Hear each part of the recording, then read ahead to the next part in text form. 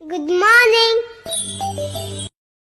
বন্ধুরা, আমি হঠাৎ আজকে ভাবতে বসেছিলাম, যদি দেশ স্বাধীন হবার পরে দুই প্রতিবেশী দেশ ভারত এবং চীন মৈত্রীর সম্পর্কে এক অর্থনৈতিক এবং সামরিক জোট গঠন করত, তাহলে কেমন হতো? তাহলে এশিয়ার এই বৃহত্তম শক্তি পৃথিবীকে নিয়ন্ত্রণ করত। তাহলে ইউরোপ আমেরিকারকে দমিয়ে রাখা যেত, আমেরিকা রাশিয়ার দাদাগিরি বন্ধ হতো। কিন্তু তা হয়নি। তার পরিবর্তে কি হয়েছে সেটা আমরা ভারতের বৈদেশিক নীতির অভিমুখ নিয়ে আজকে আলোচনা করে দেখব। আমরা কি পেয়েছি স্বাধীনতার পরে? এত হই হই করে দেশ বিদেশে আমাদের দেশনেতারা ঘুরে বেড়াচ্ছেন, দেশে দেশে বন্দিত হচ্ছেন, তারা নাকি বিশ্বগুরু হয়ে গেছেন, ভারত নাকি পৃথিবীতে সর্বত্র সমাদৃত, আমাদের সামরিক শক্তিতে আমরা পৃথিবীর অন্যতম শক্তি, মহাকাশ গবেষণায় আমরা অন্যতম শক্তি। কিন্তু প্রদীপের নিচে গভীর অন্ধকার। সেই পরিসংখ্যানটা একটু দেখি একবার। বিশ্বে আমাদের বিশেষ বিশেষ ক্ষেত্রে কোথায় অবস্থান? হিউম্যান ডেভেলপমেন্ট ইন্ডেক্স, আমাদের স্থান পৃথিবীতে মোটামুটি 200টা দেশের ভিতর 134 নম্বরে।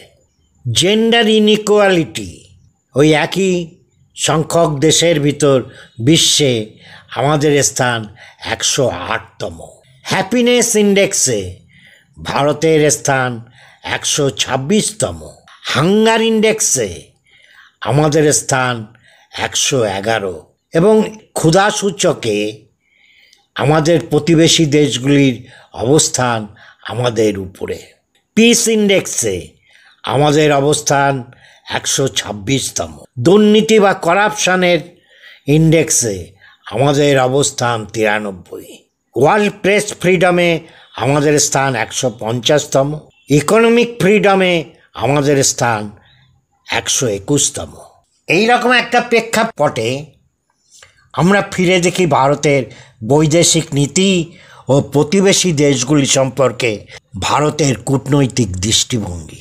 আলোচনার শুরুতে স্থলভূমি দ্বারা যুক্ত ভারতের প্রতিবেশী দেশগুলি হলো পাকিস্তান, আফগানিস্তান, চীন, নেপাল, ভুটান, বাংলাদেশ ও মায়ানমার। জলপথে প্রতিবেশী দেশ হলো শ্রীলঙ্কা ও মালদ্বীপ। ভারতের সাথে সীমান্ত রেখার বিচারে বাংলাদেশ প্রথম, চীন দ্বিতীয় ও পাকিস্তান তৃতীয়। সৃষ্টিকর্তার আপন খেয়ালে ভারত ও তার প্রধান প্রতিবেশী চীন একই সময় স্বাধীন প্রজাতন্ত্র রূপে আত্মপ্রকাশ করল। ভারত স্বাধীন হলো 1947 সালে। বহুদলীয় সংসদীয় গণতন্ত্রের পীঠভূমি হলো ভারত। অপরদিকে 1949 সালে কমিউনিস্ট পার্টি অফ চায়নার পতাকার তলে মাও সেতুংয়ের নেতৃত্বে এক দীর্ঘ রক্তক্ষয়ী বিপ্লবের মাধ্যমে চীনে পিপলস রিপাবলিক অফ চায়নার জন্ম হলো। সমস্ত শক্তিকে পরাস্ত করে একদলীয় কমিউনিস্ট শাসন কায়েম হলো চীনের মূল ভূখণ্ডে। চীন ভারতের অন্যতম প্রতিবেশী দেশ। ভৌগোলিক আয়তনে বিশ্বে চীনের স্থান চতুর্থ আর ভারতের স্থান জনসংখ্যার বিচারে চীন প্রথম ও ভারত দ্বিতীয়। প্রাচীনকালে সিল্ক রুট ধরে চীনের সাথে ভারতের সাংস্কৃতিক ও বাণিজ্যিক সম্পর্ক ছিল। চীন থেকে পরিব্রাজক ফাহিয়েন 399 খ্রিস্টাব্দে থেকে 412 খ্রিস্টাব্দ কালে গুপ্ত সাম্রাজ্যের শাসনকালে এবং হিয়েনসাং 630 খ্রিস্টাব্দ থেকে 645 খ্রিস্টাব্দ হর্ষবর্ধনের শাসনকালে ভারত পরিভ্রমণে আসেন। বৌদ্ধ ধর্ম ছিল দুদেশের আত্মিক বন্ধনের অন্যতম যোগসূত্র। গ্রিক, হুন আফগান, পারস্য, মঙ্গোলিয়ান, ব্রিটিশ, ফরাসি, পর্তুগিজ শক্তি বারবার ভারতকে আক্রমণ করেছে লুণ্ঠন। কিন্তু ভারতের প্রাচীন ও মধ্যযুগের ইতিহাসে ভারতের সাথে চীনের বৈরিতার কোনো ঘটনার উল্লেখ দেখতে পাই না। চীন ভারতকে আক্রমণ করেছে। ভারতে যখন শক্তিশালী মৌর্য সাম্রাজ্য প্রতিষ্ঠিত হলো, প্রায় সেই সময়কালে চীনে কুইন সাম্রাজ্য এক ঐক্যবদ্ধ চীন রাষ্ট্র হিসাবে গড়ে ওঠে এবং একইভাবে বিভিন্ন রাজবংশ ঐক্যবদ্ধ চীনকে শাসন করেছে। শেষ রাজবংশ কুইং সাম্রাজ্যের শাসনকালে 1720 খ্রিস্টাব্দ থেকে 1912 খ্রিস্টাব্দ তিব্বত চীন সাম্রাজ্যের অন্তর্ভুক্ত হয়। বিশাল হিমালয় পর্বত দুই প্রতিবেশীকে আলাদা করেছে। এই দুর্লঙ্ঘ বাধা দুদেশের স্বাভাবিক যোগাযোগে বাধা সৃষ্টি করেছিল। এশিয়ার বৃহত্তম দুই দেশের মানুষ পাশাপাশি থেকেও রয়ে গেল অপরিচয়ের আবডালে। ভারত যখন স্বাধীন হলো তখন বিশ্বে চলছে ঠান্ডা যুদ্ধ। একদিকে আমেরিকার নেতৃত্বে উন্নত ধনতান্ত্রিক পশ্চিমী দেশসমূহ, অন্যদিকে সোভিয়েত রাশিয়ার নেতৃত্বে কমিউনিস্ট দেশগুলি।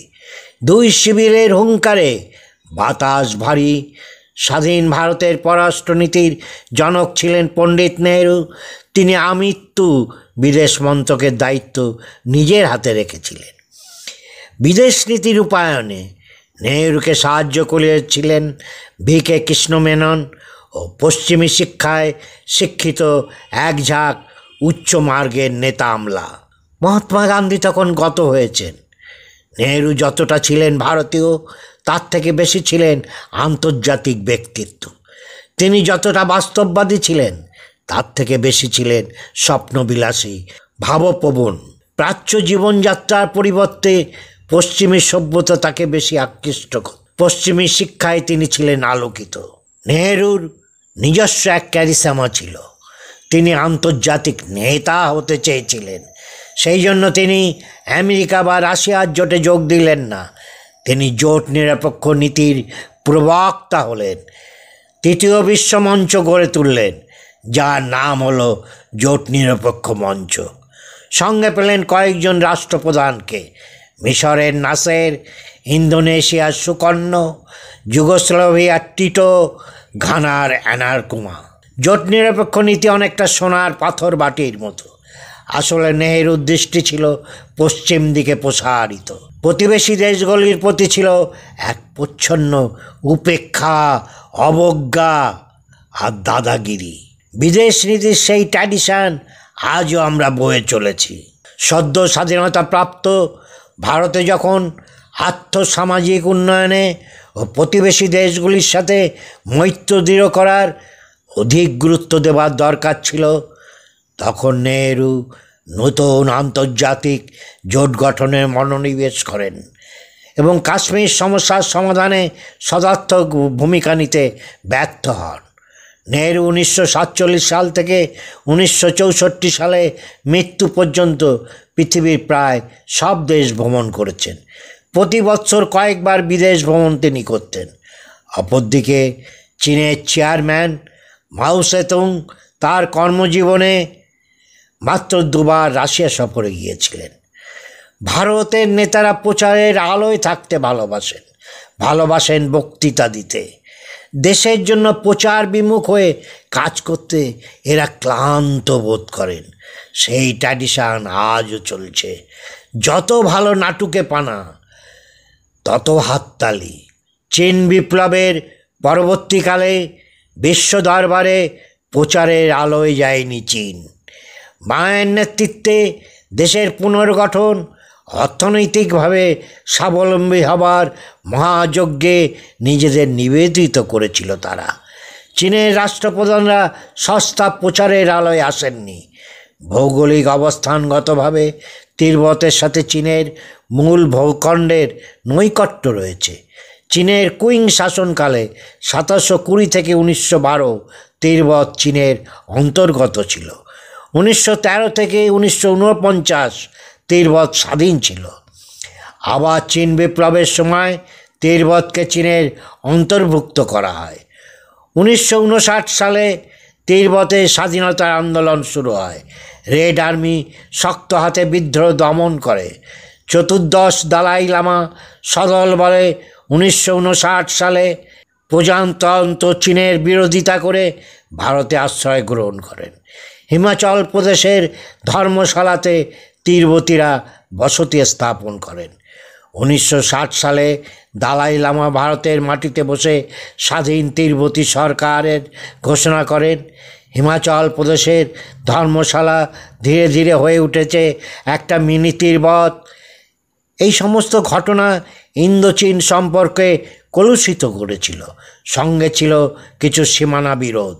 চীন ভারতের তিব্বত নীতিকে চীনের আভ্যন্তরীণ বিষয়ে হস্তক্ষেপ মনে করেছিল।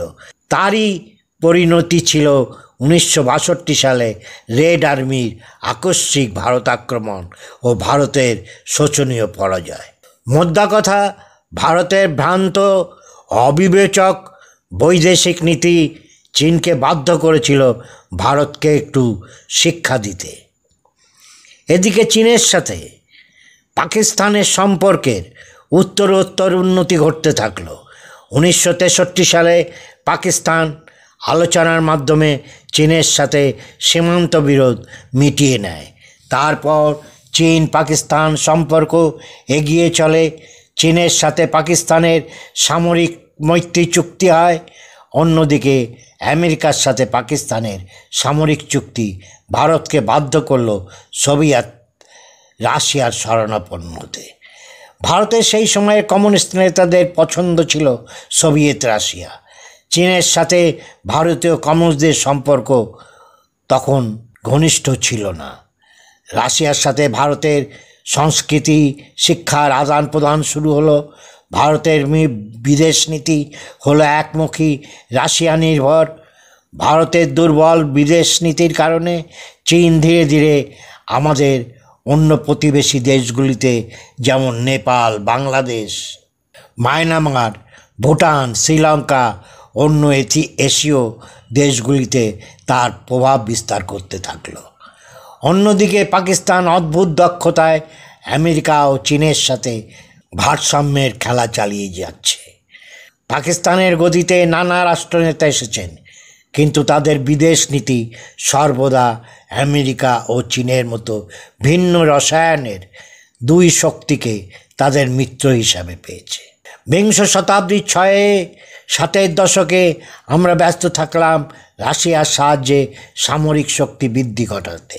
ভারত থাকলো রাশিয়া প্রেমে পাগল। আত্মম্বরিতা আর উপেক্ষায় মুখ ফিরিয়ে থাকলাম চীন অন্য প্রতিবেশী দেশগুলির দিক থেকে। 1954 সালে নেহেরু চীন সফরের 34 বছর বাদে প্রধানমন্ত্রী রাজীব গান্ধী চীন সফরে যান 1988 সালে।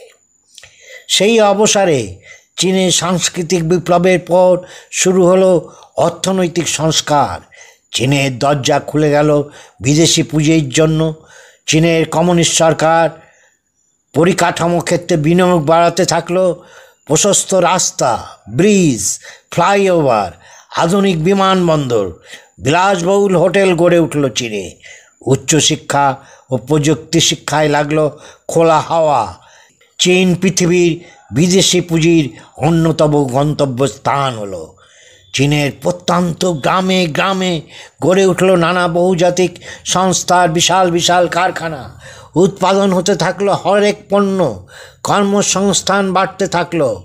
ভারত যখন বুঝলো সে দৌড়ে অনেক পিছিয়ে পড়েছে, তখন 9-এর দশকে সে শুরু করলো অর্থনৈতিক সংস্কারের প্রক্রিয়া। অর্থনৈতিক সংস্কার বা মুক্ত বাজার অর্থনীতির পথে যাবার আগে আভ্যন্তরীণ অর্থনৈতিক কাঠামোকে যেভাবে মজবুত করবার দরকার সে কাজটা আমরা করিনি। এর ফলে মুক্ত বাজারের উত্তাল ঢেউ সামাল দেবার মতন নয় আমাদের বুনিয়াদী অর্থনৈতিক কাঠামো। আমাদের সংস্কারের প্রক্রিয়া শ্লথ ও ভোটকেন্দ্রিক। এখানেই চীনের সাথে আমাদের সংস্কারের তফাৎ।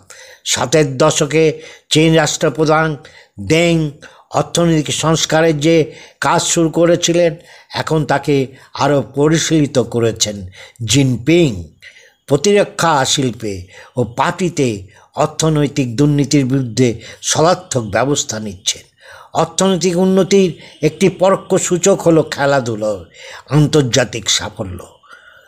যে কোনো অলিম্পিকে আমরা দেখতে পাই চীন যদি 70টি মেডেল পায়, ভারত পায় 2টি কি 3টি। ভারতের বৈদেশিক নীতি ছোট প্রতিবেশী দেশগুলির সাথে দাদাগিরি মনোভাব নিয়েছে। এক প্রচ্ছন্ন অবজ্ঞায় প্রতিবেশী দেশগুলিকে দূরে সরিয়ে রেখেছে। বন্ধু হিসাবে পারস্পরিক সম্মানের ভিত্তিতে ছোট প্রতিবেশী দেশগুলিকে কাছে টেনে নেয়নি। প্রকাশ পেয়েছে এক প্রচ্ছন্ন ঔদ্ধত্য। স্বাধীনতার 78 বৎসর বাদে আজও আমরা পাকিস্তানের সাথে কাশ্মীর সমস্যার শান্তিপূর্ণ সমাধান করতে পারিনি, বা বলা ভালো আন্তরিকভাবে চাইনি।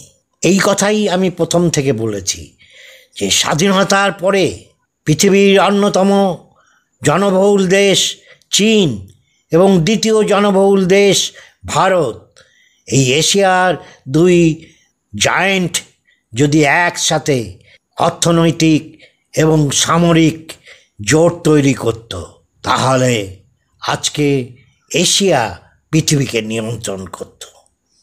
এই জোট হয়ে উঠত পৃথিবীর সবচেয়ে শক্তিশালী জোট।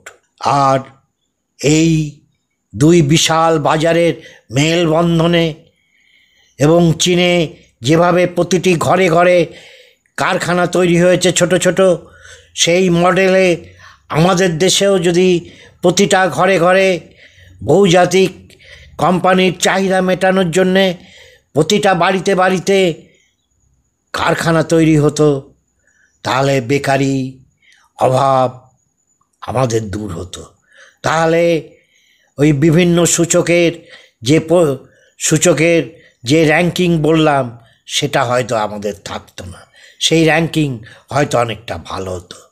কিন্তু আমরা চীনকে অবজ্ঞা করেছি, দূরে সরিয়ে রেখেছি। আজকে চীন একাই আমেরিকাকে শাসানি দিতে পারে অর্থনৈতিক এবং সামরিক শক্তিতে। কিন্তু যদি ভারত আর চীন একসাথে থাকতো, হতে পারে দুদেশের আভ্যন্তরীণ রাজনৈতিক সমীকরণ আলাদা, দুদেশের রাজনৈতিক আদর্শ আলাদা হতে পারে, কিন্তু সাংস্কৃতিক এবং সামরিক মেলবন্ধনে কোনো অসুবিধে ছিল না যদি ভারতের সদিচ্ছা থাকত। ভারত সবসময় পশ্চিমের দিকে তাকিয়েছিল, ভারত সবসময় প্রচারের আলোতে থাকতে চেয়েছে, যেটা মাও সেতুং, জিনপিং এরা চাননি। ভারতের ভ্রান্ত বৈদেশিক নীতির হাতে গরম উদাহরণ বর্তমান বাংলাদেশ এবং ভারতের সম্পর্ক। যে বাংলাদেশের স্বাধীনতার জন্যে ভারতকে সামরিক শক্তি প্রয়োগ করতে হয়েছিল, যে বাংলাদেশের উদ্বাস্তুদের জন্যে ভারতকে কোটি কোটি টাকা খরচ করতে হয়েছিল, সেই বাংলাদেশ আজকে ভারতের বিরুদ্ধে বিদ্বেষ মনোভাব পোষণ করছে। একইভাবে নেপাল, মালদ্বীপ ভারতের বিরুদ্ধে অনাস্থা প্রকাশ করছে। Thank you.